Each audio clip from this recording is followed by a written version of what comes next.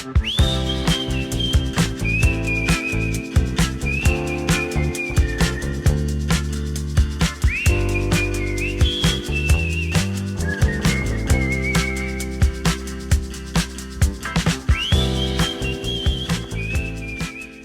is a story about life, death, and assumptions. And a tree. Yep, a tree. Just warning you on what direction the next 3 minutes are headed in. But then again, if you've ever wondered what the meaning of life is, stick around.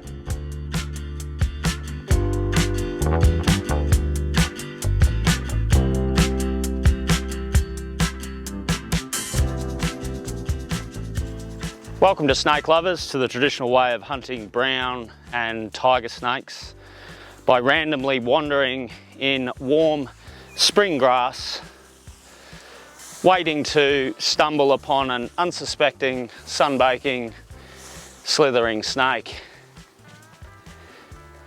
Not for the faint-hearted. Like so many people that have travelled this route between Heathcote and Echuca, I've got a bit of a history with this tree. Our relationship dates back many decades. In fact, at another point in time, predating 10 years prior, we actually knew each other as living species. One of us is not quite so living today. That's the tree. From afar, I used to admire this tree for about 5-10 seconds, maybe less, as I glanced out into the middle of this paddock for many, many years on end.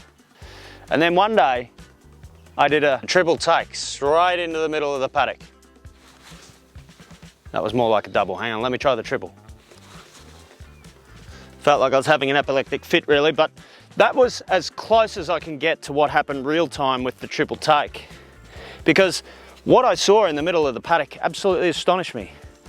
Where the once former regal, sprawling, octopus-like red gum stood, there was now the shattered remnants of a decidedly unhealthy looking red gum with its three main boughs split down the middle, 1, 2 and 3, so that the whole crown of the tree was suddenly sitting on the ground, and that necessary connect between leaf and tree root was suddenly severed in the most savage of ways. Because in my mind I thought, this has surely been born about by a summer storm, and then that lightning bolt has just gone whack straight down the middle of its guts, leaving what was just shards of needles and spears poking straight up into the sky from where its branches had once been. But as it turns out, all of that is bullshit. I bumped into the owner of the land, Alistair, and this is what he had to say earlier on. Nearly 10 years ago probably, it was just a middle of summer. It was Christmas Day actually, and there's no breeze whatsoever, and the next morning come down and it was sort of had 3 prongs I guess, and the central bit did have a lot of sort of rot in there, just from decades of leaves and that rotting down. And yeah, just finally decided to let go on one still warm night. Thanks for that, Al. We're on nickname basis now. Once off meeting, that's all it takes for me to shorten someone's name. It's not the glamorous story that I had hoped for in my mind. It was a beautiful tree back in the day, and now here we are on the other side of life, death. It's a funny old thing. It comes to all of us. One day I'm gonna croak it, one day you're gonna croak it. I don't care how young you are. We all croak it at the end of the day. And I guess moments like this, in some similar fashions to going and attending a funeral and paying your respects to loved ones, is a moment to reflect and consider life doesn't go on forever. So whatever's making you miserable out there, stop doing it. Time to be happy.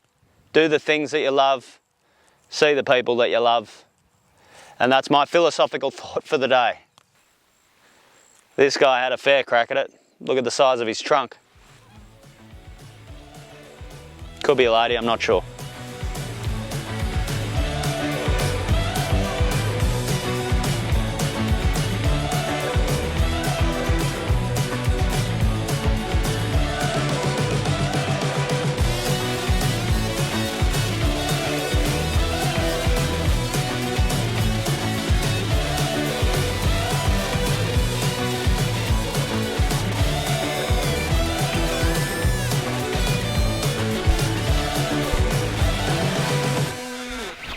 a lot of people remember that tree, and like yourself, Yeah. it sort of creates its own story still. Yeah, no, it's a ripper.